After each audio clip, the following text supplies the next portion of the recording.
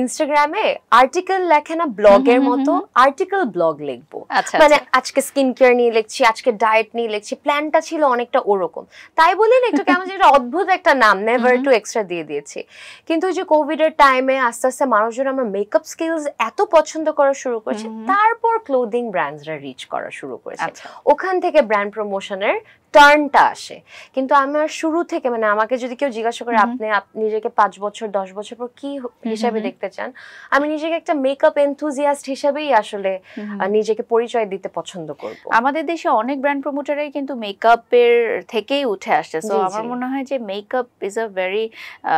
মানে 1 2 3 যদি থাকে যে এই স্টেপগুলো আমাদের করতে হবে তার মধ্যে কিন্তু মেকআপ ওয়ান অফ देम এই মেকআপটা তো আমাদের নিতেই হবে যদি আমরা লাইভ প্রেজেন্টারও হই তো সেই ক্ষেত্রে আপনি তো অলওয়েজ নিজের মেকআপ নিজেই ক্যারি আজকে করা হয়নি বাট অলওয়েজ করা হয় আর এটা অনেক টায়ারিং আপু